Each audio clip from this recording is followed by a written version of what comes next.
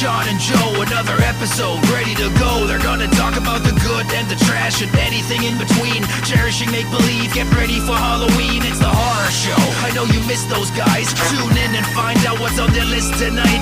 They butcher and dissect, take apart and mutilate. Listen to your two favorite brainiacs communicate. It's the horror show. Hello, everybody, and welcome to The Horror Show, the show that dissects, mutilates, dismembers, and butchers all of your favorite and not-so-favorite horror movies and other horror-related events. I'm Sean. I'm Joe. Hey, I'm going to toss this out there just to start off the show. Oh, boy. If somebody can write me a new intro, same cadence, gotta have the same cadence, same syllables, everything. But it's not just, like, horror-related. Like, you know, the new vibe of the show. Give me a new vibe. Send it over to me, Sean@IHateHorror.com. I'll send you something if I like it and we use it, but probably not. But I just don't know what could even fit in that. But it would be nice to have something that's more open, so people aren't generic. Yeah. So people aren't like go in the comments and are like, they actually don't dissect horror movies. One time they did Air Bud, and I'm furious about it. I would. We have not done Airbud, have we? No, but we spent one episode, that one episode, it was legitimately a 35-minute portion of an hour episode. I don't even know what movie it was, but we talked about every Airbud. We were recording at your Cheshire house. Yeah. That was pretty early on that we were up to that bullshit. Yeah. Oh, yeah. Like, it leaked through pretty early. Like, we gave up on the seriousness pretty quickly. We just listed every Airbud title and went through each one discussing them. Shout out to a fan of the show, Mike Steibner. He shot us an email about Cherry Falls, our Cherry Falls episode. And he mentioned something that we did not bring up on the show, but I actually had Googled when I watched it, which was Jay Moore's giraffe tattoo that you see on his, I think it's his arm, when his arm gets cut off at the end of the movie. You see this giraffe tattoo on his arm, and it stood out to me, and I Googled it because I was like, what a weird thing to put on somebody's arm in a movie. Turns out that's Jay Moore's real idiotic tattoo. And he was like, Mike, I don't think knew that it was, but he was like, did you check out that tattoo? I feel like it might be real. It is. It is fucking real. And thanks, Mike, for bringing that up, because that should have definitely been part of the show. We got a movie today, guys. We got a movie, a fucking 2-hour fucking slog. Fucking slog. Listen, man, dude, this is probably the most vanilla horror movie of all time, ever. Right? Because it's not bad. Like, I can't fuck. It is bad, but it's not inept, right? It's not inept. It's a passable movie, right? Yes. People involved were fine. It's just the safest horror movie I think I've ever seen. Man, it's so weird. And I mean, it's directed by, somebody's going to correct me, but Jean de Bont. John de Bont. Speed. He did Speed. What a weird career he had. I know he did something in between Speed and Speed 2. He did Twister. Twister. So he starts off with Speed, and he has Twister. Both huge movies. Both good movies, right? Yeah. Fun movies to watch. Then he does Speed 2, and then he just like falls from grace. Yeah. But he produces like some good movies. He produces Equilibrium. Wait, did we not talk about that? Wait. Isn't that like Paul likes that movie? Yes, that's what we were talking about with Tay Diggs last week. With Tay Diggs. That's bizarre. Okay. Yeah. All right. So he produced Equilibrium, and then he produces Minority Report. But like, and he executive produced SLC Punks too before The Haunting. It's just such a weird, and you could go further. Like, he was a cinematographer for Die Hard. Like, his cinematography career is bigger than his directing and producing career. He was a cinematographer for tons of movies, like well-renowned movies. I think the Lethal Weapon movies he was involved with. So So like really like a respected guy, but The Haunting has a weird backstory though too, and I don't think it's fair. But you know who I am gonna blame? That Spielberg, King, that E.T. dick sucking. Which shout out to my man Lore. Copyright Lore. Can we? I always say his name, but I never say it like fully. We should probably just shout out his actual Instagram thing, just because we talk about him on the live show a lot. Because he says, is it Budgina or Budgina? Budgina. He says it's pronounced Butch. He is this guy. This guy is the king of creating his own metaverse of memes. It's so, I respect it so much, man. And he's all Repairman X Jack. Give him a follow. If you want to see insane memes, and it'll be like 10 in a row about Steven Spielberg sucking E.T.'s dick. It's way too little. 10 in a row. It'll just be nonstop Steven Spielberg sucked E.T. dick memes. And I love them. They make me laugh every fucking time.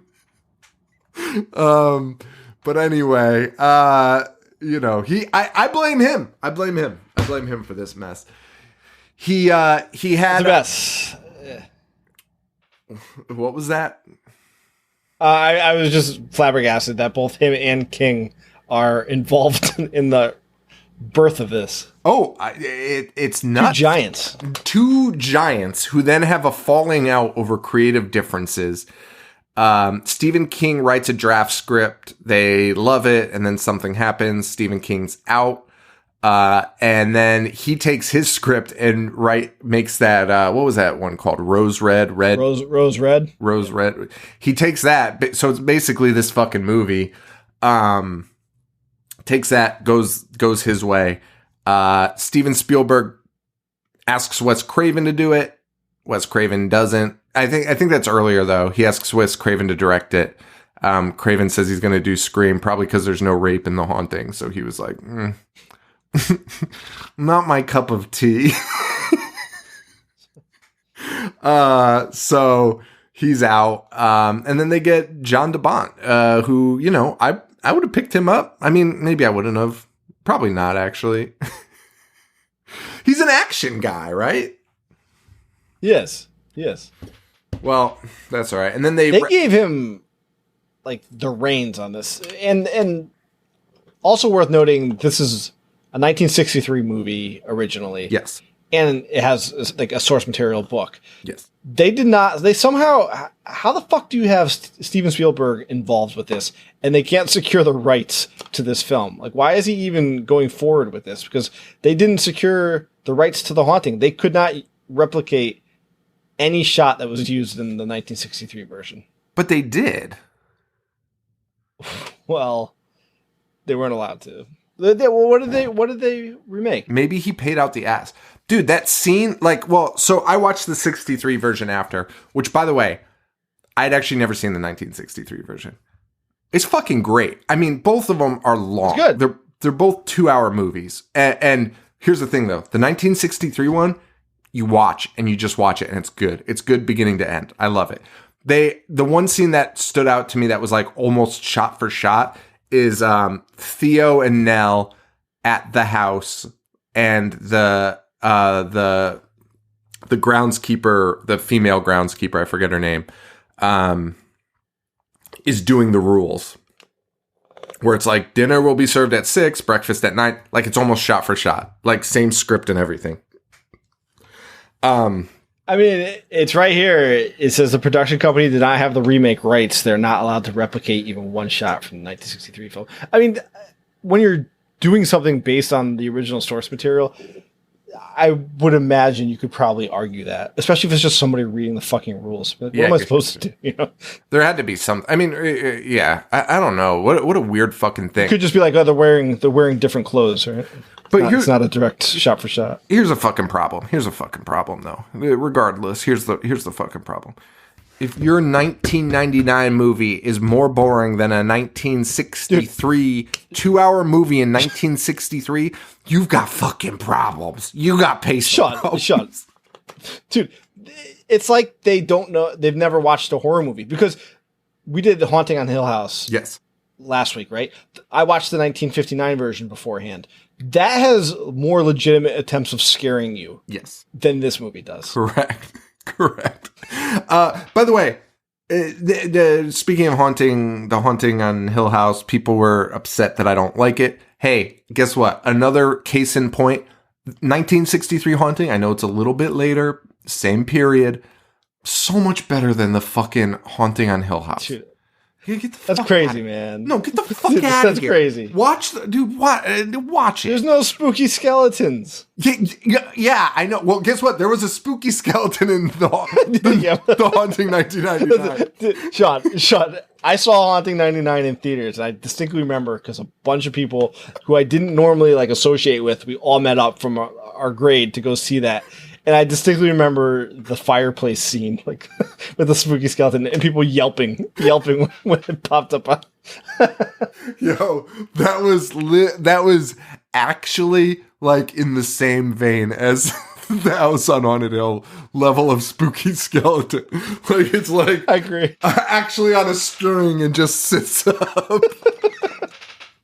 And kind of like the movie last week, these studios are just realizing CGI exists, even though I'm pretty sure Jurassic Park blew it out of the water, almost a decade earlier. But these studios are realizing it exists. It could be applied to horror. And this fucking guy decides to use it all just to make statues frown every 2 seconds. That is all he did in this movie.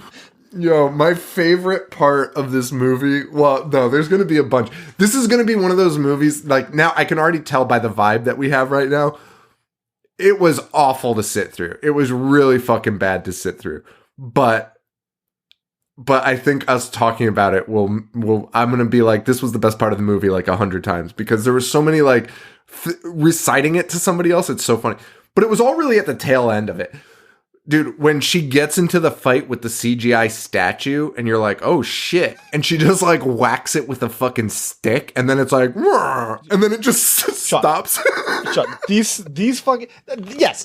That is another problem is that he's using the sky is the limit with CGI. Although the movie last week showed us to make a fucking smoke monster look like shit. So maybe making the statues come to life was the right idea. But when he does that, they're so easily thwarted. There's a scene where Liam Neeson is sitting by water and this huge statue comes to life and pulls his head underwater, but then just stops. Why would it go through all that effort to do this and just let him go? I mean, the pacing of this, the things that happen in it, it's just not good. And that's where the 63 one really stands out is because they tried to make it more atmospheric, which is probably very atmospheric. Probably the move to go for in a haunted house. And that was kind of the vibe of the book too. The book was very more like the idea of terror rather than just spooky ghost, very much what is happening here. Yeah. And you have two. And I want to. Oh yeah. Go on. No, I was just gonna say you have two source materials to work off of here, and you use neither. Still fuck it up. And I don't typically like overly pointing out somebody being a terrible actor or actress because most people try their best. Nell was honestly insufferable, dude. And agreed. Nell is great in Mystic Pizza. I think it is just horror acting. She just could not act scared. Even her running and her facial expressions they took me out of every single scene that she was in. And she's the main character, which is an enormous problem when you're watching that, being I don't believe anything that she's conveying right now. Dude, she's been in some other stuff too, man. She's been in a bunch of stuff, and I generally like her. I really don't. She was in The Conjuring, and she was good in that. Yep. Her acting in this is the only thing you can think of is it's the direction, right? Why the way she's behaving makes no sense. The way she's behaving makes no sense. It's actually awful. It's really fucking awful. The idea of Nell is somebody that slowly goes into, like a perceived madness, but in her head, it's a weird, like, how do I say this? It's like kind of a complex character because you shouldn't know what's in her head or what's really happening in that house. That's like the dynamic of Nell. Like, is this really happening or is she losing her mind? Everyone thinks she's losing her mind, but she doesn't. And she's like starting to be like, I want to stay at the house. It's like a pretty dynamic character and they just fucking make a mess of it with this Nell. Like it's just not there. And I think it's like a time. You're right. The direction. There's like timing issues too, where they're probably given the direction. Right here is where the CGI thing's about to pop out with you, and then in editing they didn't time it up right because she always seems to be reacting late or early to something. It's fucking bizarre. Yeah, I can see that being an issue, especially at the beginning of these things. So you got Lily Taylor. She's playing Nell. You got Liam Neeson, Catherine Zeta-Jones. Did you ever watch the Mike Flanagan adaptation? Oh, yes. Fantastic. I mean, incredible. Shows you what could be done with the source material, right? But not even close to, like, the book, right? Like, that he took that and went in a whole different direction, which is probably why Stephen King was like, this is the best fucking show I've ever seen in my life. Like, when that came out, he was like, this is amazing. And now knowing that Stephen King wrote a draft of this, he was probably like, I imagine it was like in a similar vein of just going way off source material. And both like King and Spielberg were like, please remove my name and don't ever mention that we were involved with this. So it's an interesting, dude, they got nominated for lots of Razzies for this one. And the Big Stinker Award. And the Big Stinker Awards, which they won the worst picture. Now, they did not win any Razzies. They were nominated for Worst Picture, Worst Director, Worst Actress, Worst Screenplay. By the way, Worst Actress was for Catherine Zeta-Jones, which is bullshit. Dude, she's fine. Dude, she's absolutely fucking fine for the character. Are you kidding me? Worst Screen Who's Couple. Worst Actor? Owen? They didn't get nominated for that. Worst Actors. That. Worst Screenplay, Worst Screen Couple for Lily Taylor and Catherine Zeta-Jones, which they edited out a sex scene with that couple. But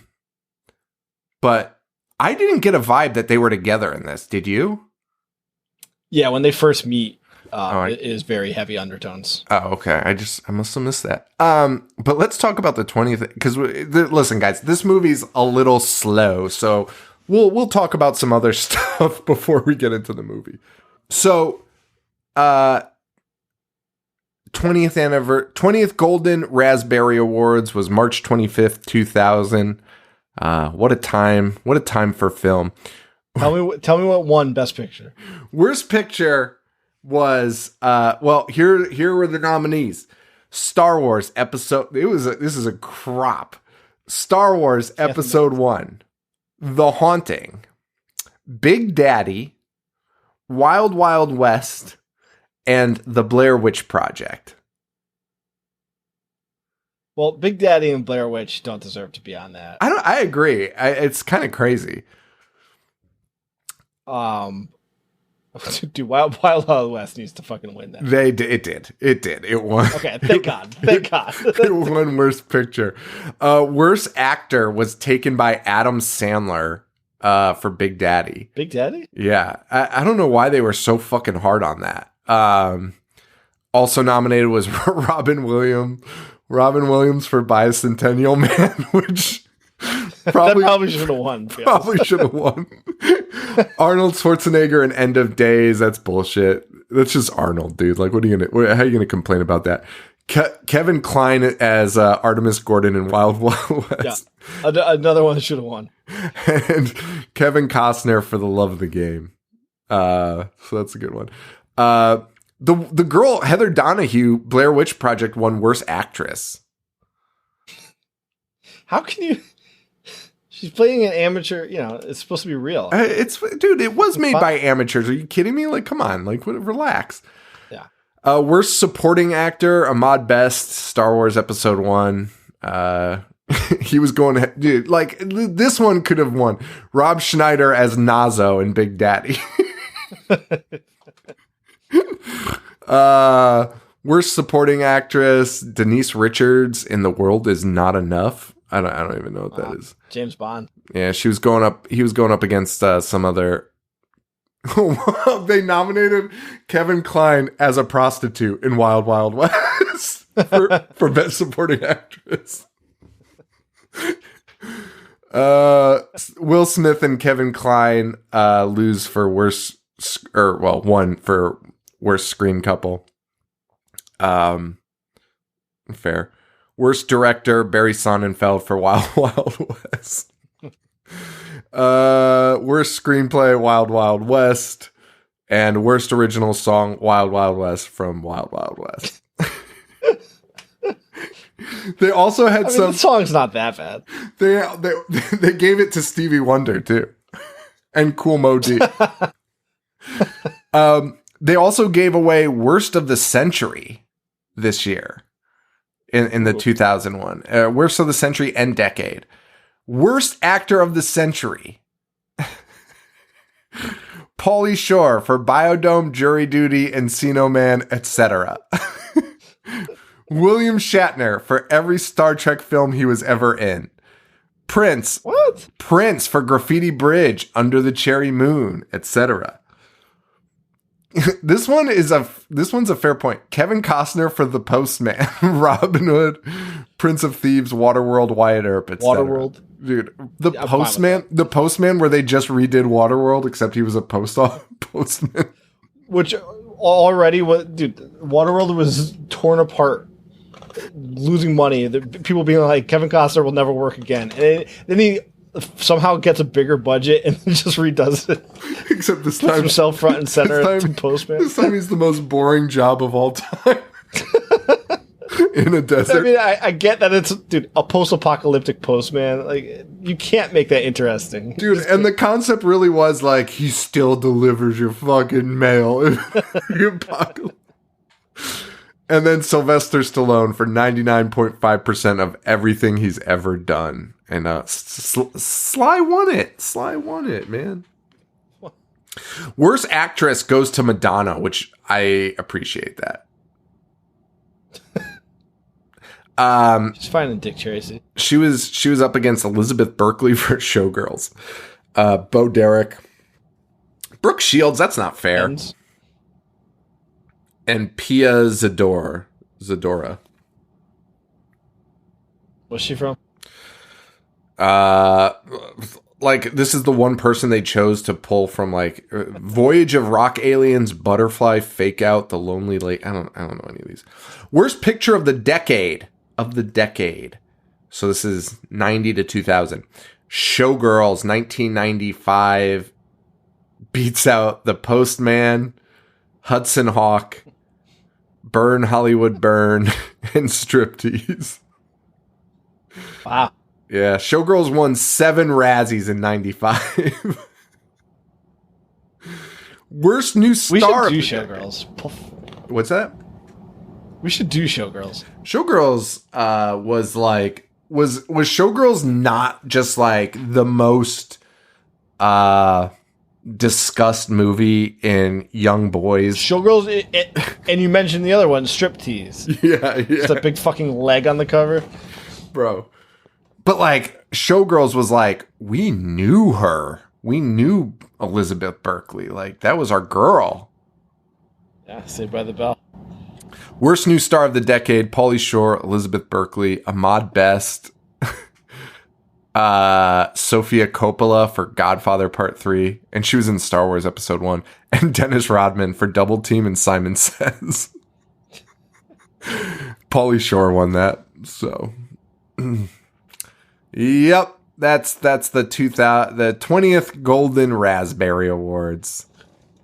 Fucking Wild Wild West cleaning up, baby. Anyway, so Yeah, all that to say, this movie is not very good. So the Netflix show is amazing, right? Like, absolutely. I don't know what word to use, but like,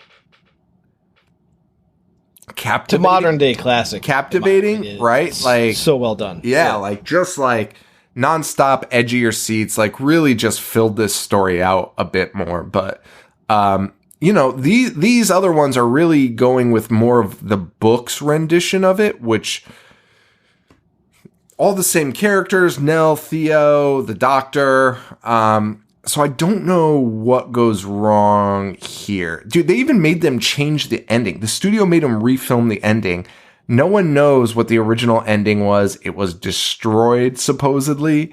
I don't know. Because this ending was honestly laugh out loud. Like, I could not believe this was the end. Like, it was so fucking insane to me that this is how they ended it. You waste 2 fucking hours. Like, it's nuts. It's nuts what happens at the end of this movie. Like, it's so crazy. So, Lily Taylor is Nell. You got Liam Neeson as Dr. David Morrow. I'm going to use all their actor names, though, because whatever. Catherine Zeta-Jones plays the role of Theo, and Owen Wilson is Luke Sanderson. It is funny, like, to see the names that were used in the Netflix one and, like, how we know them. Then you got asked Paul how he feels about Owen Wilson, because if you aren't aware, Mr. fucking movie snob Owen Wilson is in his top 5 favorite actors of all time. But he just responded to you, Sean, saying he doesn't know that he's ever seen it. Fucking insane. Which, like, I actually do buy that, because he was probably furious that it was remade. And 1999, Paul. The budget for this was the budget for this was $80 million. Yeah, all on that CGI, dude.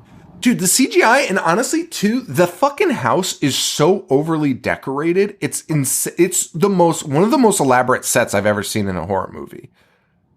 Sure. Dude, it's fucking crazy. All the detail that they spent, and it honestly, like, strangles the movie. It makes the movie take a sidestep, right? Like, Nell should be the main character, and that house ends up being the character, but the house is boring as fuck in this movie.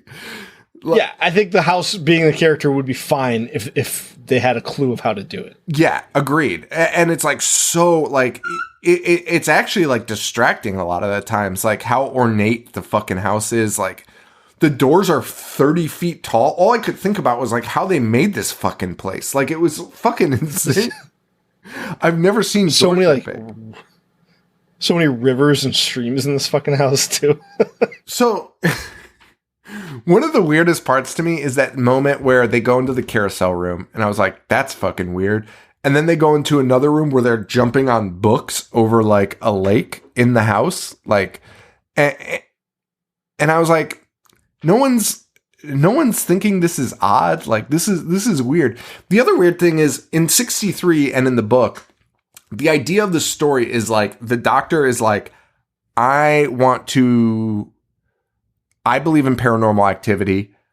I want to bring people here that have experience with it, and I want to see what the fuck's going on out here. I want to. It's not an experiment. It's like an investigation, like, right? Like a paranormal investigation. And for whatever reason, they decided to, like, muddy this movie with, like, Liam Neeson's this doctor who, I don't even know what the fuck he was studying. The whole beginning of the movie is him being like, I need people with insomnia or something. Like, I don't know. Nell has insomnia, and yes, like, that has anything to do with it. And then, honestly, there's a reveal. He's like, this is what I was doing. And I was like, was I supposed to know that already? Because I actually didn't understand what he was doing. Funny you say that, because also he reveals it to the characters, and we watched Owen Wilson and Catherine Zeta-Jones have a conversation about it like 20 minutes earlier, being like, hey, I think this guy is just trying to see if we're going to be scared or if there's paranormal activity in this house. So they're aware of it. And then he breaks it to them like it's breaking news. And they also react to it like it's breaking news. They're like, oh my God. Like, what? You guys already figured that out. And at that point, weird shit is already happening, and Catherine Zeta-Jones is like, absolutely not. And then Nell's like, no, it's true. And then she's like, I know. And you're like, wait, what? What the fuck just happened? Wait, fuck. I wanted to write this down. Catherine Zeta-Jones and Liam Neeson claimed that they had to have lights on at like all times during the set because they were too spooked by the happenings of this movie. Dude, get the fuck out of here. The movie's not even that scary. Exactly. Also, by the way, Bruce Dern is in this, playing a groundskeeper, which is fucking hilarious. Bruce Dern is still alive, which he looks ancient in this movie. He looked ancient in The Burbs, and this is 10 years after The Burbs. And now this movie is 20 years old. His fucking daughter is like in her 50s. Bruce Dern's a mess. So Liam Nielsen shows up at the beginning of this movie. He's a doctor that studies, I don't know, because he's just like listing words. So like at first I thought it was insomnia, but then he starts listing off like mental illnesses, like psychiatric issues. And you're like, oh, he must be studying that. But like, you don't really know what he's studying, but they're going to go to Hill House. He does say insomnia. So he mentions, but he also mentions like 18 other things, and like his assistant's like, well, yeah, like whatever. Get some compact computer ads, paid placements. By the way, I've never seen a paid placement that made the product look like absolute shit. Like, I get that's what monitors looked like at the time, but they were like dirty and like fucked up. A true representation of compact computers at the time. So he's bringing insomniacs to Hill House, but Catherine Zeta-Jones is not an insomniac. Yeah, I don't know. And Luke isn't. I don't know. Anyway. By the way, why were all movies in the 2000s made the same way with these weird, like, swipe transitions, like, super quickly? Like, cutting from scene to scene, like, rapid fire with, like, and, like, what? Like, Art died in 98. Just murdered. They meet Mr. Dudley, who's played by Bruce Dern. Well, I want to go back for 1 second, John, because before they get to the house, Nell is meeting with her sister, who's Virginia Madsen, who you'd think would have a huge role. This is all you're going to see of her. Their mother died. Nell lived at the house with the mother, and the mother left the house to her sister. So she's essentially homeless, which is why she ends up taking this job. The only reason I wanted to go back to this is Virginia Madsen's kid might be the worst kid in fucking movie history. Dude, I mean that. No hyperbole. Might be the worst kid in movie history. And he's just he's a kid. He's like 6 years old. So for me to say this, you know how bad he's a fucking idiot. He's just smashing things all over, and then like at one point Virginia is like, you know, you could take care of him. We'll pay you to babysit him. And he just looks at the camera and says something so idiotic. It's like, oh, pee pee poo poo, like, with his big stupid face zoomed in on his face. It was so infuriating. I've never hated a kid in a movie more than this one. He puts the Babadook kid to shame. He's awful. He's absolutely awful. And the camera's always zoomed in on his fucking mouth. And he's just like, oh, pee pee. Fuck you. So that's what Nell's dealing with at home. That's why she's here. But I don't know, whatever. So Nell immediately starts hearing some weird noises in the house. She meets Mrs. Dudley, hears some more weird noises. And we find out they're the first visitors since Mr. Crane died. No one's ever really come here. The red room is where they'll be staying. She's sharing a room with one of the other guests, who is Catherine Zeta-Jones, as Theo, the fashionista of the group. She's cool as fuck, man. Looks great. Looks great. Catherine, I love how you see her and she is immediately changing and the camera's just zoomed on her cleavage. Which, like, again, like, so, like, it's a PG, like, why do you go for PG-13 for this? Like, no teenager's gonna be like, this movie fucking rocks. Like, this is the scariest, best movie. You might as well have gone hard and went with the R, right? Like, I think it was just unprecedented territory, because horror was at like a standstill at this point, and I think they were trying to go with, you know, the 13-year-old age group roots. well, we can talk about it at the end of this let's talk about it at the end of this episode, because like we were talking about what movie we were going to do for the live show. Like, I looked up 2000s remakes, and they're all PG-13 for some reason. It's so fucking weird. Yeah. Like, it's so bizarre, and they're all terrible. That's how horror was. Yeah. They are all terrible. And you're talking about how Nell's hearing all these noises. Yeah. And you talked about how in the 1963 one, it's so atmospheric, and it kind of starts off where they're going to go that route, but from here on, you hear like, or the character hears a noise once every 20 minutes. It's all noise again. Like, oh, give me a break. Joe, I'm pretty sure this movie takes place over the course of like 3 fucking nights. Like, I'm pretty sure you can count the fucking nights, and it's like every fucking time Nell wakes up to something. And by the way, it would be fine if that happened and then something happened afterwards, but nothing fucking happens the entirety of this movie. So Nell just wakes up and is like, ooh, that was spooky. And then wakes everyone else up and is like, guys, something spooky happened. And they're like, Nell, don't be a fucking idiot. And she's like, oh, okay. And then that's it. And she goes back to bed. And then another scene of her waking up to spooky sounds and being like, something spooky happened, guys. And then being like, don't be an asshole, Nell. Yeah, which is why the Netflix version works, because you'll hear the spooky noise and you'll see a freak floating over the bed. Anything. Scary. Anything. Scary. Happen. This you see a statue wink at you. Dude, the fucking statues. So Catherine Zeta's there. They walk around. They find like actually the scariest door I've ever seen. This is like the scariest part of the movie. Just fucking carved children like wailing and banging on the door. That's enough. That's all you need to fucking know. Like, leave the fucking house. Like, what are you doing? Like, and it's like, yes, whoever stands at this door will be judged. And they're like, and they're both like, whoa, how quirky. And then Nell's like, I lived in purgatory my whole life. Dude, Catherine Zeta's actually the fool in this, right? Nell's batshit crazy. Agreed. Catherine Zeta should have been like, because Catherine Zeta's like, this door is fucking weird. And Nell's like, you don't know purgatory. I've been in purgatory for 11 years. Catherine Zeta's like, oh, cool. Imagine you're supposed to spend 3 nights in a secluded mansion with somebody and that's how they're talking. That's the funniest thing. For 11 years. Oh my God. And Lily Taylor is just like talking so bizarre. Like the way she's like saying words is alarming.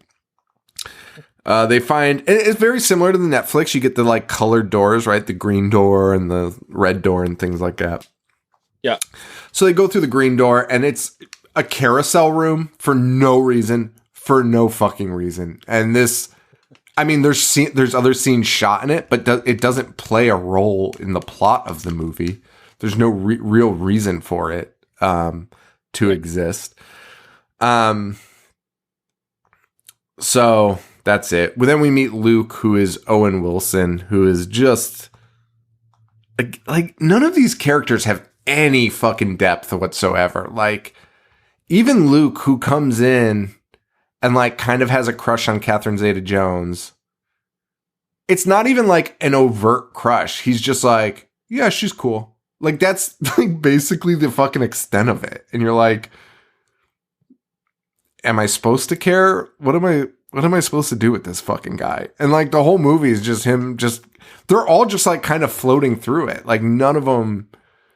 Dude, there's scenes where they just disappear. The other people just disappear and Nell's like by herself. Like, they'll be together and then Nell will be alone. And you're like, where did everyone else go?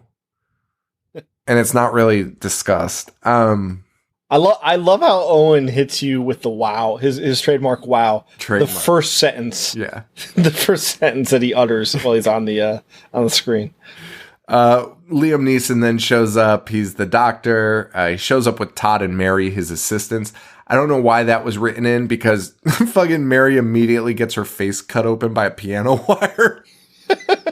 And by the way, guys, that's the most gore you'll see until the last 15 minutes of the movie. Yes. Yes. Which, by the way, the only other gore that happens is another guy cutting himself on glass. It's not cut by a ghost. No one cuts his hand. He grabs a sharp object and is surprised when there's fucking glass in his hand. Which is funny because there's a scene that a ghost shoots an entire huge window full of glass into the room, and nobody gets cut with that either. There's a guy that gets decapitated and there's no fucking blood.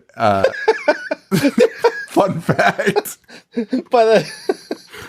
Dude, we'll get into that, because that was honestly, when the explanation for that giant thing that decapitates a human being is the most illogical thing I've ever heard in my life. No, dude, not having blood and showing the head after. Like, if you just showed it like quick and then didn't have anything on screen, I'm fine with that. But you see the body and the head. No blood, zero fucking blood in that scene. God damn. So insane. So Todd and Mary, who just showed up, immediately leave to drive Mary to the hospital. And that's the end of that. Well, that night, the spooks start happening immediately. Theo and Nell hear banging on the door and the temperature drops. They kind of see like shadows moving around. And again, like, so Theo's like seeing this. So Theo should really be like more empathetic to Nell being like, there's a fucking ghost, but she doesn't until like, I mean, it doesn't take her long, but whatever. It locks itself in Nell's room. Owen Wilson shows up to help, cause he hears screaming, but there's nothing there. And then they blame it on the water pipes, which, by the way, Owen Wilson was like, is it this sound? And then he turns on the water. It is that sound. The water pipes were like, I've never heard louder water pipes in my life. It was fucking insane. And you just see the worst, like, baby face CGI. Just like, there's just baby faces popping up in blankets and sheet. Everything's got a fucking face in this house. It's fucking insane. $80 million, guys. Yeah. So, Theo is in her room, and we get a better-ish look at the ghost, but it's still not much. You kind of get a view, which, by the way, never mind. This is fucking insane. You don't see the ghost ever, so it doesn't fucking matter. Because, like, that ghost that they're seeing is not the guy. Right. So we don't even see this ghost ever at any point. It's just like it never manifests. It just moves things or takes other shapes. Fucking infuriating. Anyway, Luke, Owen Wilson, a giant. He's standing in the chimney in the fireplace for some reason. Oh no! Wait, no. Did that happen yet? I don't know. He's standing in the fireplace for some reason, and a giant fucking lion head almost fucking hits him. Right? It is. What, like, how would you explain the size of it? It's the size of a human, right? Like, it's huge. It's enormous. Yeah. It's enormous. And when they're asked what that is, somebody's like, what the fuck was that? Nell's like, it's the flue for the chimney. It must weigh 1,000 fucking pounds. The flue for the chimney? How would you operate that? Like, did anyone know what a flue was? I have an older flue which has a bigger anchor. It couldn't weigh more. Like, when my dad saw it, he probably had the same reaction as seeing a lion. He'd be like, holy shit. I'm serious. He'd be like, how are we going to fucking open this?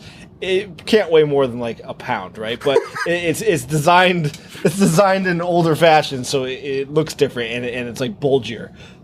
If you think that fucking lion head is a flue, you would need an army right to open and shut that. That's so nuts, dude. It was like one of the craziest things. And you could argue at this moment, maybe it's actually very late. Maybe it's hollow. Well, fun fact, this is the thing that decapitates Owen Wilson later, so it's not. Which also, How could a blunt object just decapitate you? No. It's so nuts. Anyway, they go to the entryway. The whole movie is them just fucking walking around. They go back to the entryway, now written on the walls. It really is. It's the entire movie. Written on the walls is "Welcome home, Eleanor." She freaks out. You get a big spat. Liam Neeson still thinks this is like them doing this shit. So, and by the way, his whole study, it turns out, is on fear, right? Fear. Correct. Cool. Okay.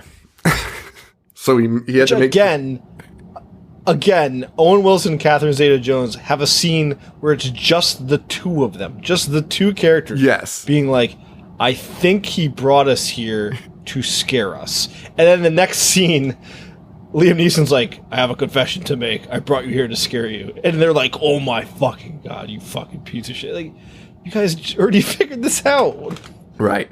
And Nell now has a scene with Liam where they're walking around, and Liam's like, because in Liam's head, he's thinking they're doing this. Somebody in the house is doing this. He's not involved. He doesn't actually believe in the spirits or anything.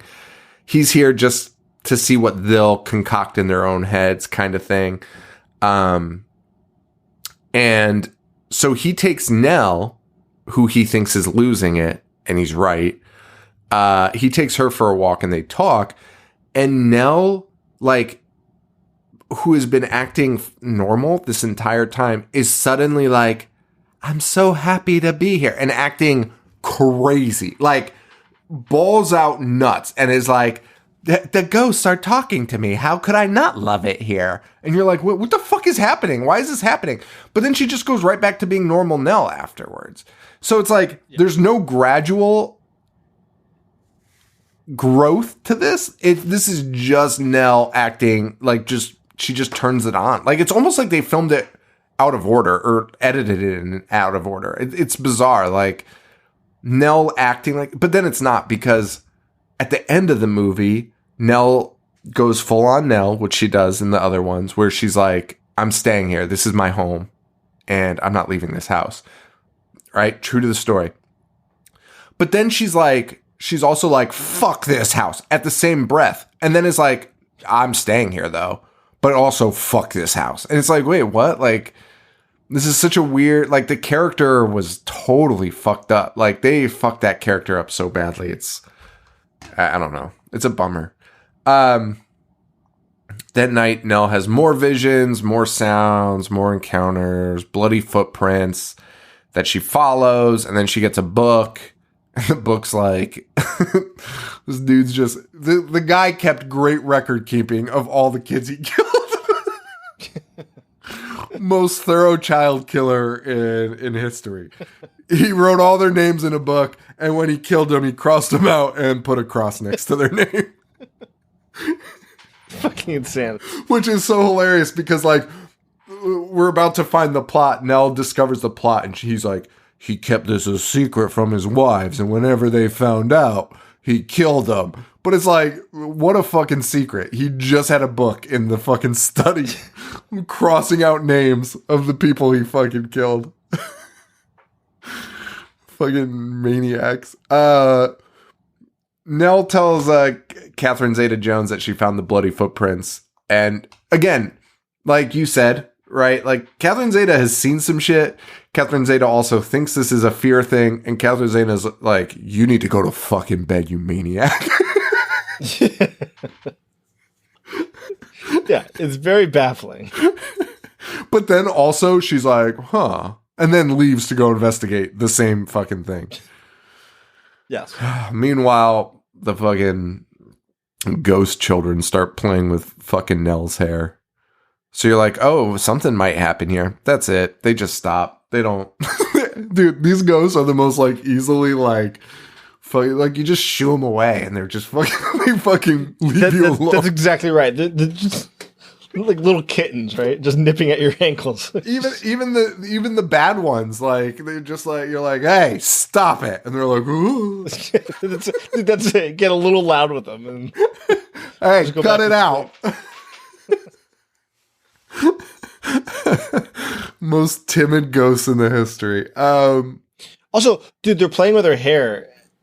I would get if maybe there was like a little like gust of wind that moved her hair to like startle her. They're like pretty much braiding her hair. Yeah. And it takes like the third braid for her to be like, "Huh?" Like jump out of her seat. They've been doing this for like a minute on the screen. Yo, it doesn't scare her. So the first thing that happens is it makes like a hair, I don't know. Fucking vagina. Yeah, that's what I thought too. I was gonna make a joke about like not a bussy, but a hussy, a hair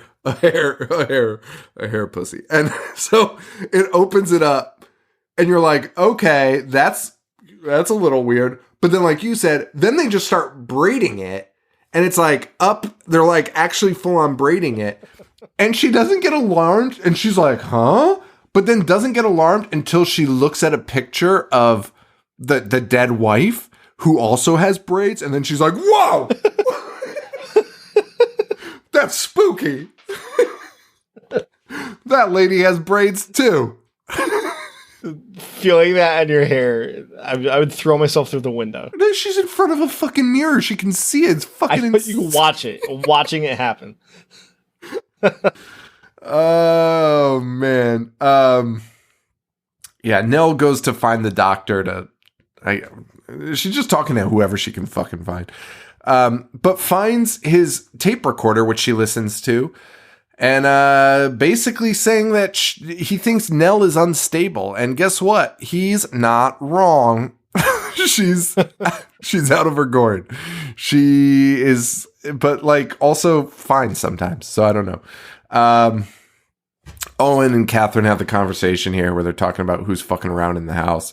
And Nell's like, it's not me.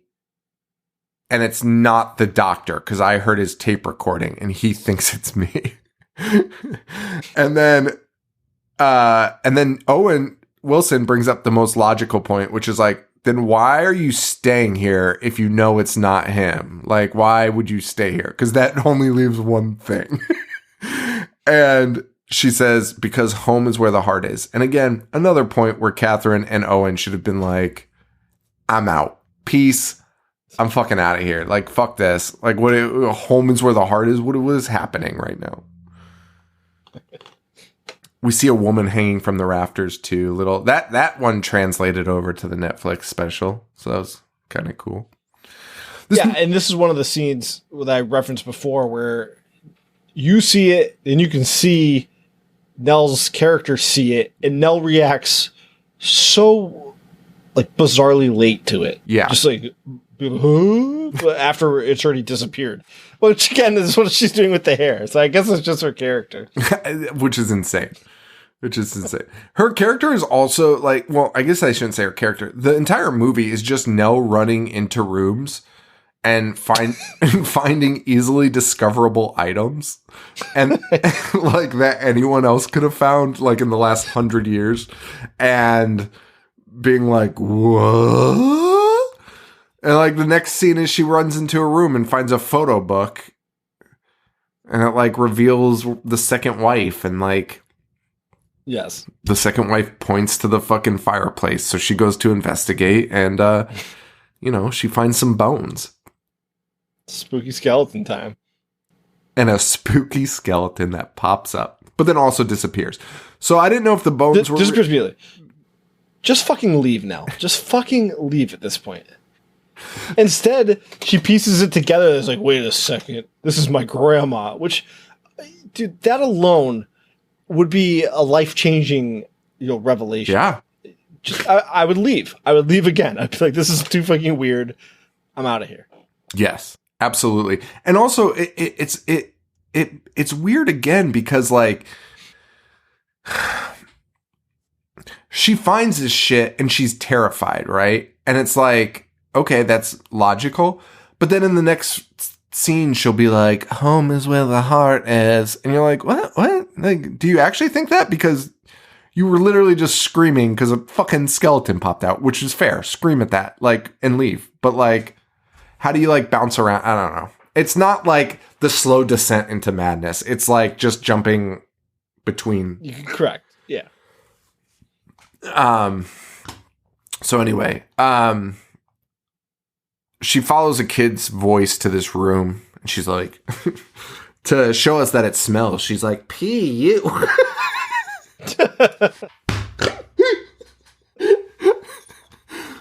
It's almost like it's her first movie, but it's not at all. Like, it's so crazy. She's been in the game for 2 decades.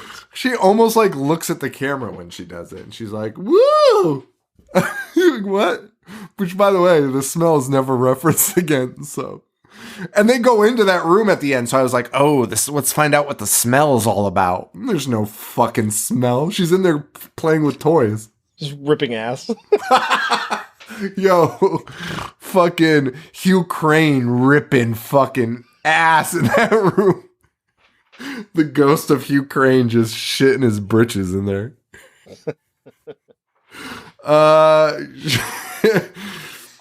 She goes and tells everyone everything that she's found, and that the guy who owned the house killed all the kids from the mill. What mill? I don't know. They never talked about that fucking mill before. She's like, all the kids that he took from the mill? No, what the fuck? Fucking 4 hours for them to set up a backstory, and they still fuck it up.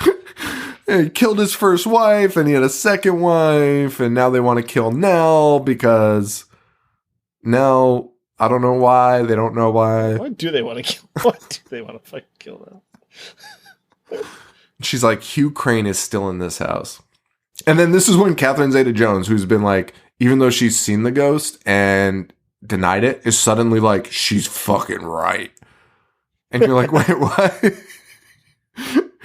And then this is when the doctor's like, hey guys, this was a study on fear. I'm sorry.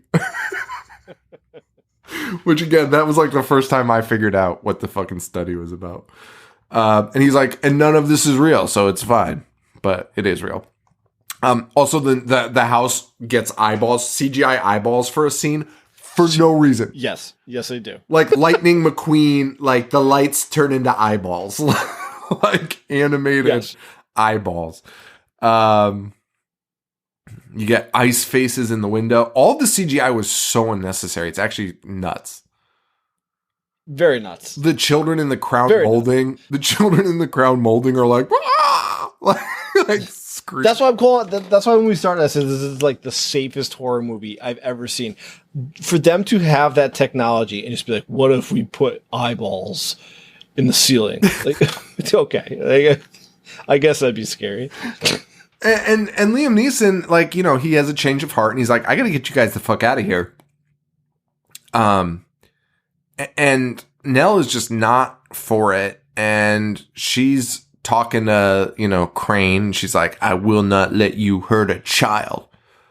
No, they're fucking dead. What are you talking about? What the fuck is going on here, She's running for her life. The house starts crumbling around her, sort of. It's like shaking, but it's not really crumbling. It's just tremoring a whole lot. But it's fine for everyone else. So, I don't know. And then Nell goes into the carousel room. This was like when it starts getting a little wonky. This was when it started making me laugh. Start? Dude. Well, I mean, it was shitty before, but now it gets like absurdly dumb. She goes into the carousel room, which has mirrors, right? And she looks in the mirror.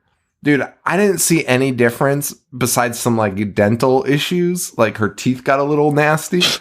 Dude, she's looking in the mirror and she's like, that's not me. It looks exactly like her. I don't even know what happened. The fact that they're trying to make her like morph, but all they do is put in fake teeth is so fucking funny. And then she goes to another mirror. So you're like, oh, maybe it'll be like even more grotesque in this mirror. It looks even more like her. They don't do anything in that mirror. And she's like, dear God. Dude, and the teeth that they gave her, they aren't that like. Yo, there's one bad tooth. There's one fucking exaggerated. There's one fucking tooth that she just didn't brush. That's it. I've had molds for like Halloween where you put them in and your teeth like come through your nostril. Right. Dude, these just look like somebody else's teeth in her mouth. It was the weirdest fucking scene. Like what? Like, they didn't do anything to her face. That's honestly, if I saw that as an actress at the final cut, I'd be like, are you fucking serious? You just used my normal face and I'm like screaming how disgusting I am. You left that in a movie. You couldn't do anything else with it. You just made 8 million statues like fucking wink at me. Like, and she goes, who am I? What are you trying to tell me? What? Why would you think? Oh yeah. And then she sees her last reflection and it's her pregnant. And she's like, welcome home, Eleanor. Yes. Cool. Ay. There's a whole moment where Nell's on the rafter. It's the closest thing we get to the Netflix movie or show. Nell on the rafter thinking she's like saving the woman who's hanging. Liam Neeson tries to save her. He almost gets got, but she's able to save him. And this is the moment everyone leaves and he's like, hey, he's just like thinking out loud and he's like, I need to get them out of here. And then that's when a giant statue grabs him and puts his head underwater. And you're like, okay, finally, here we go. Let's bam, bam, bam. Let's kill somebody. Somebody's got to die. Yeah. And they hold his head underwater. A stone statue. The hand is like fucking enormous. The size of his body. Yeah. Holds him underwater. And then the statue starts spitting up blood. And you're like, oh shit, this is wild. And then, not even an exaggeration, it's like 2 seconds, and then Liam Neeson comes up and is like, oh, that was weird.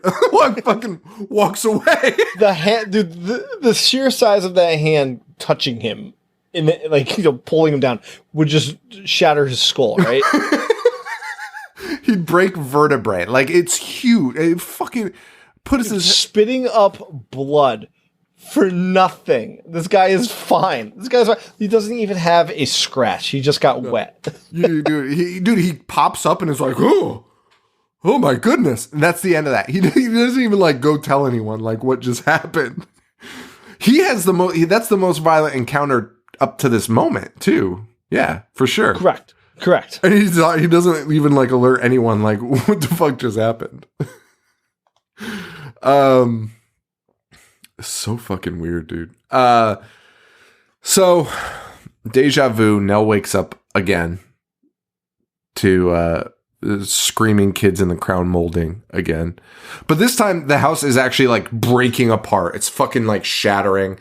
It's pinning Nell to the bed.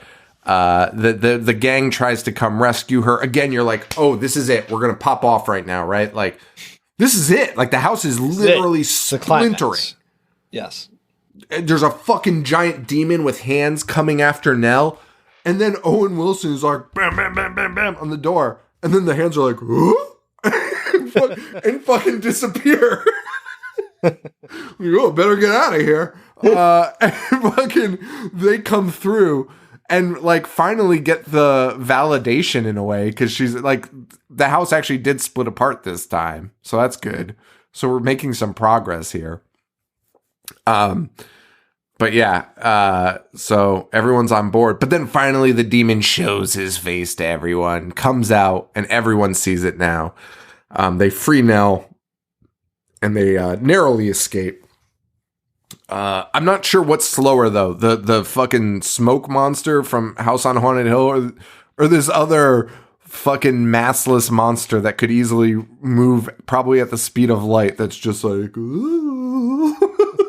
Both of them are at the same pace. It's unbelievable. The slowest moving thing. Like, they're not even running. They're like, oh, we gotta go, guys. Like the fucking, ghoul hands reaching out at you. Fucking weird. So they run out, but the gate's locked, as we learn, because the Dudleys always keep it locked. And randomly they drop this little tidbit in here. Really, really timely. For the end of the movie, where Nell's like, hey Doc, how did you know the house wanted me? Why did you call me and tell me to look at the ad in the paper? And Liam Neeson's like, oh, the first time I spoke to you was in this house. I don't know what you're talking about. That's our big fucking reveal. This fucking house also talks through the internet. Fucking 99, man. You know, they were just like, why even write that in, dude? Like, what? Is nothing, whatever, dude. Anyway, Owen Wilson's like, hey, Nell, can I borrow your car? And she doesn't say anything, and then he just steals it and smashes it into the gate. Totaling the car and not opening the gate. Fucking classic book of my dad asking to do something and then doing it. Dude, my dad was at my house yesterday, Friday, because he took the day off. I had electric work done, and my dad took the day off and was like, hey, can I come inspect the electric work? And I'm like, the fucking professionals, the electric work is fine. But he's like, let me come. So I was like, I'm here, I'm working, you can't bother me, I can't help you. You can't call me. I'm leaving the door unlocked. As soon as he comes in, he's just screaming my name. And I'm like, Dad, I have a fucking meeting in 2 seconds. He's like, I'm going to need your help to identify this. I'm like, well, I can't. I'm going upstairs. I walk back upstairs. And he's like, will it bother you if I turn on the wet vac? And before I could say yes, or because it would bother me because I was about to make a call, the wet vac is on. And like the entire house, it's like deafening. So I can't hear anything. So I have to go all the way up to the attic. Just ask me and it fucking turns it on. What was he using a wet vac for? Dude, because that's the only vacuum that he uses. Dude, he doesn't even in his house. Even in his house, instead of using like a Dyson or a hand vac, he'll just fire up the wet vac. It's the loudest. My dad now has hearing aids, and my dad doesn't listen to music or anything. He doesn't never use headphones, but it's because he just does shit like that. Like when I was at my old house, when I was living by myself, he'd bring it over and just fire it up. And I had my cat there, like a little kitten, just being terrified by this fucking monstrous, deafening sound. That's so nuts. Fucking using a wet vac. Dude, he has like one of those huge ones, like an industrial size one. Lugs it around. It's fucking 200 pounds to get upstairs. Oh man. And that's not, he always comes to inspect the work of other trained professionals. Yeah, always. And always while you're working. Yeah, exactly. Dude, and I was telling Tina, I went to lunch, I had lunch, so I went down to see what the fuck he was still doing in my house. And he's like, oh, I'm just inspecting this. He's been relatively quiet at this time. And then I was like, listen, I have a meeting with my boss. Like, I'm doing it like right up above where you are right now. So just don't fire up anything. Just please, like, I just need to have this conversation with my boss. As soon as the call starts, my boss is like, hey, Joe, how you doing? And all I hear is him going, fuck! Screaming, fuck, at like the top of his lungs. I'm like, jeez. I was just like, if you guys hear anything, I have workers in the basement. Like, just hopefully they're not too loud. And also, fun fact, there was absolutely nothing that warranted his reaction of screaming fuck like that. Dude, that's so funny. Also, this is coming from a guy that when you got this job, he was like afraid you wouldn't be able to like cut it at this position. So you think he'd be a little more like conscientious of like no, he was afraid that I wouldn't cut it. He just thought he was like, this position's not gonna last. Like, they're gonna shut these down, which that is based off nothing. Oh my god, he's such a and he because there's like old cable wires in the basement. Yeah. He was like, do you mind if I just like cut them and take them down? So I was like, sure, I don't care, they're not used for anything. And then when he's leaving, he's like, I think I fucked up. He's like, I think I cut the line, like the gas line to your furnace. I was like, well, Dad, you didn't. And also, like, why are you just blindly cutting things if you're not sure what the wire is going to? He's like, yeah, you're probably right. So I help him like load all the shit in because he brought like 500 pounds worth of equipment for some reason. So I help him load it all in, and he sits in the truck, and he immediately gets out. He's like, we got to go trace that wire that I just cut. I'm like, we're not doing that now. He's like, we got it. He's like, I think it's to the furnace. Of course not. It's a fucking cable wire to an AT&T box. I don't have AT&T. Nowhere even near the fucking furnace. God.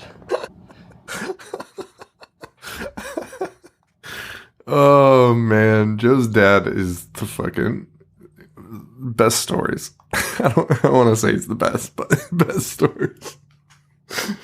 Excited for COVID free time so we get more Joe's dad stories at these summer parties, because those are the fucking best. Him just marching around the fucking house, just looking at things, telling me about them. Fucking see, it's my fault, man, because I'm the only one of my two brothers that allow it, because I'm a softie. Really? Like dude, I don't even know if he's like set foot in my brother Mike's house. Mike would be like, absolutely not. Like, you're not coming. You're not doing any of that. But like, I feel bad because if I tell him no, he fucking mopes around. So I feel bad and I bring it on myself. There's no reason I need to tell him yes, he can come over on his day off. The fuck are you taking a day off for to do this for? But yeah, it's just me. I'm the only one that does it. And you think he'd be grateful for that, but instead he's like, makes my life so much harder. Just insults everything that he sees and everything about me. Knows damn well I'm the only one that allows it. He was very impressed with Joe's. Joe has like a personal like one person sauna thing, like that you put like a little tent thing that you use, and he saw it and he was like, "What the fuck is this?" And I was like, okay, fair. If you see it, like, I mean, that wouldn't be my reaction. I would just say, what is this? But, all right, fair. I get it. It's a little weird looking from the outside. And I was like, oh, it's like a personal sauna thing. And he's like, what? And he's like looking at it, inspecting it. He sees the box. And now that he knows it's a sauna, you could probably piece together everything about it. Right? Like every element of it, you could be like, okay, I know what a sauna is. I know how they work. And he sees this thing that's Dude, he might not, to be fair. I'm serious. I think you might be right. Because he saw the box, which clearly makes the like steam. Yeah. You put water in. And he's like, what the fuck does this do? I was like, well, I think that's what you put the water in and make the steam. And he's like, huh. This fucking guy's got everything. And just walks away. It's funny. Like, he was genuinely impressed with that. He was like... Such an idiot. I was like, okay. Anyway. So our group, who no one's died, no one's gotten hurt. We have Nell. Everyone's alive still. Fucking insane. Nell sees the 5 minutes left. Nell sees the lights turn on in the house. So you get a vibe that something's going to happen. And when the whole gang turns around, she is gone. So they go inside to try and find her. And she's made it into that little kid's room that was locked and smelly. It is no longer locked, nor is it smelly. It's just a room that she's in. And Nell reveals that this is her home. And she is the granddaughter of Correct. These people, and claiming that she can save the kids that are dead. Yes. And is like, hey, you guys need to leave, but I'm staying here. And everyone's like, hey, Nell, those kids are already dead. And she's like, no, they're still here, and so is the fucking crane. She offers an explanation of like this being purgatory, and she can get them to the next level. Hey, guess what? Who the fuck cares? Leave them. Leave them. Anyway, they're about to leave, but of course they're locked in. And she's like, you're not going anywhere. And you're like, well, no, like you literally were just like, leave. And he's like, well, he's not going to let you leave. Thanks, Nell. And then we get our first injury when Liam Neeson, it's very big, guys. Get ready for this. Liam Neeson grabs a piece of broken glass, and guess what? It goes through his fucking hand. And not even, I shouldn't say goes through. He gets a fucking cut. He gets a fucking cut. And that is like the extent of it. And by the way, everyone reacts like it was like, everyone's like, oh my God. Fucking nuts. Owen Wilson gets grabbed. He gets like thrown by a rug into the fireplace again, which causes him to get decapitated by the flu. So there's our first death of the movie with fucking 3 minutes remaining. It's so unbelievable. Dude, it's nuts. It's fucking crazy. Why is this even PG-13, to be honest? Joe, if Yeah. So why is this PG-13 is a great question. The director was like, it was so hard to cut this down to PG-13 because of the sheer terror of it. We had to cut so much. What is happening? What the fuck is happening?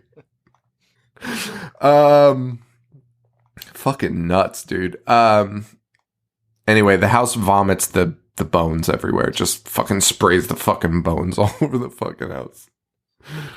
There's so many, by the way, we talked about this already about the special effects, but there's so much special effects for so little happening, right? Like, correct. I don't think there's ever been a movie with this much special effects with zero happening. Advances nothing, yeah. Dude, it's crazy. And then a fucking metal griffin statue comes to life, and you're like, okay, here we go. Here's some action. And like I said, Nell fucking hits it with like a fucking stick, and it's basically like, ouchie, and then just goes back to statue form. And you're like, what was the purpose of that? Why does that even happen in this? Yeah. And then Catherine Zeta-Jones and the doctor disappear. I don't know where they are. And then Nell's just like, Crane. They go outside. They flee the house. But then they're back in 2 minutes. Yeah, I know. Okay, fine. Whatever. A 5-minute scene of fucking Nell walking around and all the statues just turning their heads and looking at her. Fucking waste of my fucking time. She goes to the door that same scary door that says, all stand before this door, get judged or whatever. And then here comes giant ass CGI fucking Crane. And then Catherine Zeta-Jones and Liam Neeson show up and they're just like, hey, we're back. And Nell's like, I'm going to stop him. It's my family, Grandpa, and I've come home. Do your thing, cuz. This same shit, dude. Same shit. What the fuck? And Catherine Zeta-Jones. And also, she's like, she realized somehow she pieces. She's like, this thing could be defeated if you tell it, you're not scared of it, because that's what the children did. Which the children didn't defeat it. The children were defeated easily. So what is she piecing together here? I didn't even pick that up because it was so fucking weird. This ending is so weird and nonsensical for this whole movie. We're building up to this moment, right? At this point, you've given us nothing. You've given us absolutely zero in terms of any payoff. And now we're here. So you're like, this has got to be the best fucking payoff. Crane's there. Liam Neeson's like, he's gonna kill you. And you're like, oh shit. And then Nell is just like, she goes like, purgatory's over, you go to hell. And for some reason, I guess what you said, the children, like the souls in the door, like suck him in. They like suck him in, and like it knocks Nell into the door, and then they like lay her down safely. There was like no major impact to Nell though, and they lay her down. Right. And Crane is now locked in the door with the other souls. And then the other kids' souls like come out and are free. And they're like, they're literally going, thank you, Eleanor. as they're flying out of the door. And then Nell, who was fine and like talking, is just dead. Nell is just dead for no reason. What killed her? I don't know, man. By the way, this is what they reshot for the ending. This is the good ending. This is what they were saying. Like. Thank you, Eleanor, made me fucking belly laugh. Well, did it make you laugh harder than when Eleanor dies and then her soul goes up to the kids and they're all just like, dude, like acting like she's the mom? Yeah. Right. Dude, like, what the fuck is this? And I don't know what killed her, because my eyes told me that they helped her. They saved her. They saved her. Cradled her down. Yeah. Nothing happened. Nothing fucking happened. And then it cuts to the next morning. Mr. Dudley shows up, sees the fucking car, and he's like, what the fuck is going on? And then, Zeta-Jones and Liam Neeson show up to the gate. kind of like not speaking. And Mr. Dudley's like, "Did you find what you wanted to know, doctor?" Oh, strong words. Liam Neeson does not respond. And then Catherine Zeta-Jones and Liam Neeson, who, by the way, there was another car there, because they only smashed Nell's car. So there's other cars there, are like, just walk out and just start walking. Just walking into who knows where, a very remote location. And that's the end. Cut to credits and playing, like, Are You Afraid of the Dark Carnival music. No soundtrack in this one. No soundtrack, just the carnival music. That's it. Yeah. And that's The Haunting, 1999. Dude, $80 million budget. Did you see how much money it made? I did not. $180 million. Dude, I remember, like I said, I remember going to see this, and I did remember too. it being hot. Why? Yeah. You know what it was, dude? We were just at that age where it was like, you just went to see any PG-13 movie that was fucking out. And like, if you could get a PG-13, horror movie to bring a gal to,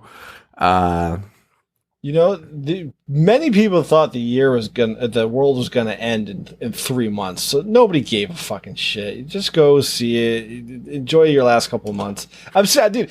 I'm half joking, but like, many people had that mindset. They did. Just like, we're fucked. Wouldn't it be the opposite reaction? Because if I went and saw this and I thought I had 3 months to live, I'd be like, such a waste. I just wasted 2 fucking hours. Yes, I agree, but I think people were just lackadaisical. Yeah, maybe. Yeah, you're right. Doing you're right. Things. Fucking thanks, Steven Spielberg, you dumb bitch. God damn, why did he do this? Wait. So I know we already talked about, and I want to talk about what we're going to do for the live show a little bit. But I just saw this, what it was nominated for the Stinkers. God damn, I want to steal that name so fucking bad. So it was nominated for Worst Picture and won. Nominated for Worst Sense of Direction. Nominated for Worst Screenplay for a film grossing over $100 million worldwide. Most specific category I've ever. I know, but what would have won? Oh, probably Wild West. Worst Remake, it won.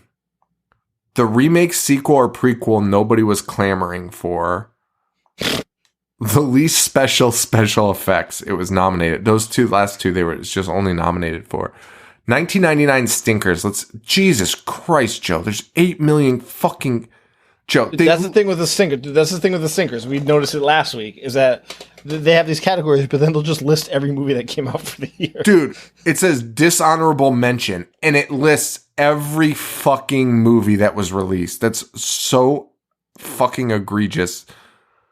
Dude, I don't want to be fucking Mike, what was his name? Mike, the fucking sports guy that counted the fucking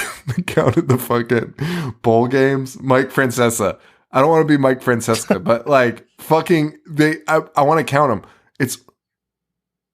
It's over 50 listed here. Easily. Yeah, so they do every time. Eyes Wide Shut is listed. Like I don't like Eyes Wide Shut, but like it's not Detroit Rock City. Like what the fuck? It's just everything. What the fuck is happening? But what? Okay, anyway. Worst director. Oh, they gave Robin Williams worst actor for Bicentennial Man. Well deserved. Well deserved. R.I.P.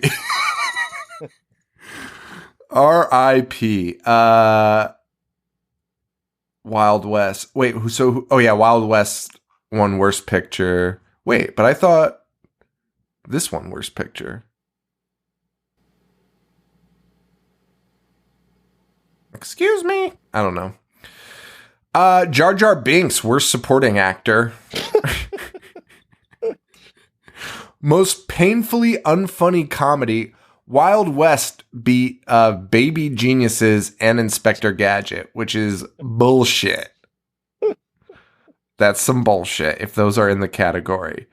Worst song or performance. Wait, this No Tears for Caesar, performed by William Shatner. Highway to Hell, Marilyn Manson from Detroit Rock City. Worst screenplay grossing. Yeah, Wild West won that. Dude, the fucking... Oh, you know what? This is just an online voting thing. The Stinkers. Ah. That makes more sense. Yeah, no wonder it sucks. We're taking the name. I don't care. I'm stealing it. Come at me, the Stinkers. I want to know if there's...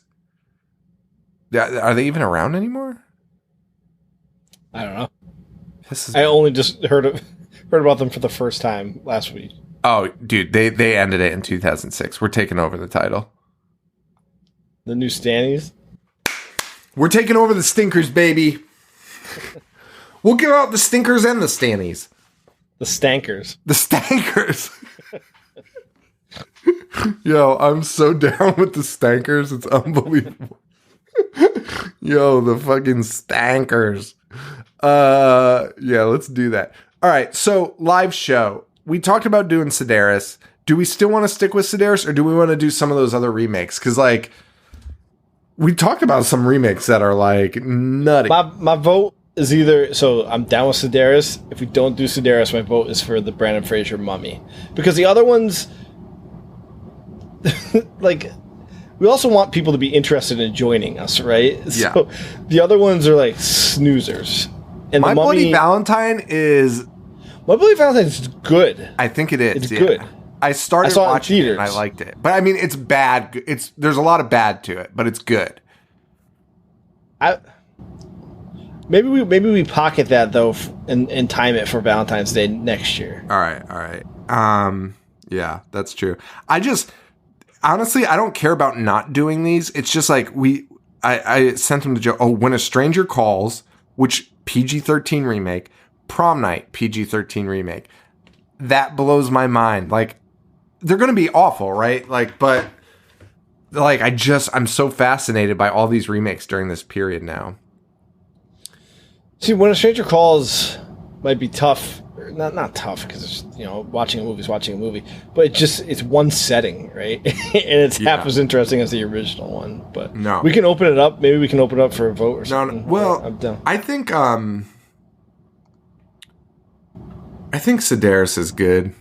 Let's kick off the springtime. I'm ready for it to be spring. Let's do Sedaris. Let's do Sedaris, baby. All right, so that's what we'll do for the live show. Joe and I will hash that out. We'll put it up. We'll let you guys know. And we'll do that at the end of the month, I guess. Yeah. And next week is 13 Ghosts, which I think will be the highlight of these three movies. It fucking better be, or else this has been a waste of my fucking time. But I am excited. I mean, dude, we know that there's at least fucking ghosts in it. Yeah, 13 of them. We know... We know some shit happens. Is that PG-13 or is that R? Please tell me. It is most definitely PG-13. It's R. It's R. What? It's an what? It's an R-rated film, and guess what? Is that true? Yes, and it's an hour and a half. Oh, that is a bonus. I cannot believe that's rated R. And guess what? Mr. Tony Shalhoub is in it, baby. Fucking Monk himself. Monk, baby. And who did he play in Wings? Like Scarpacey or something like that. I don't know. I love that guy. Dude, I loved Wings as a kid. Mom. Yo, I rewatched an episode of Wings recently. The like fat phobic humor in that is so nuts. Like Joe, the blonde girl who is a knockout, like, right, like a bombshell, is the butt of all the fat jokes. It's actually like alarming. Like, she's fucking gorgeous. Like, it's nuts. And they're like, remember when you were a big fat piece of shit? It's so weird. It's like one of the weirdest fucking bits I've ever seen. And apparently it goes throughout the entire show. They never stop that. Fucking Wigs. All right. That's I'm still blown away that this fucking got a R rating. I'm so curious to see what possibly got this. Dude, Ebert gave it... Ebert put it on a list of his most hated films. Good. I'm so excited. I mean, at least there's going to be something to talk about. Yeah, agreed. Give me something... dude, if these two... I would much rather the last two movies we watch be fucking abysmal pieces of shit instead of just run-of-the-mill nonsense. Yeah, I know. So I think 13 Ghosts will give us the material we're looking for here. I hope so. All right. Well, that's it, guys. Thank you all so much. Patreon.com/IHateHorror. We are sold out of merch, guys. Thank you all for your support on that. They are gone. We have a little left, but we'll be bringing those to cons and stuff. So, and wait, we mentioned that last week, right? November, Monster Mania. Yep. So we'll be there. We'll definitely be there Friday and Saturday. We usually we'll probably bounce on Sunday. Like probably early on, depending on the mood. But we'll play it by ear. But if you want to see us Friday and Saturday, for sure we will be there. And then Sunday, probably not. But so come out, see us. Philadelphia, Robert England will be there. I don't think they announced anyone else. But we'll be there. We're gonna try and get a couple more too, if we can. But anyway, patreon.com/IHateHorror. If you can donate, we appreciate it. We appreciate all of you doing the live shows now. That's a lot of fun for the Mango Expert tier. So and now the video version of the bonus episodes. I haven't been releasing the videos of the show, but I do have them. So I don't know. There's more like the bonuses are always quicker, so we can get through those without like any like burps or fucking weird noises that were like, oh, can you hang on for a second? I hear water running in my house, and then of course nothing's happening. But so you know, I don't know. I'll probably release them. I just don't feel like editing them. But so those are available to the Mango Expert tier now. So if you donate there, you can see those. IHateHorror.com, Facebook.com/IHateHorror, and at Instagram at IHateHorror. Joe, where can they find you? Instagram, Boognish1985. That's it, guys. Thanks to Joe for doing the show, and that's it, guys. We appreciate you all, and thank you for all the support. And for Joe, this is Sean. Stay weird. Thank you. Adios. I dissect movies all fucking day. I wanna play. I'm gonna watch what I'm not supposed to watch. Dismember. A fucking zombie getting sliced and diced.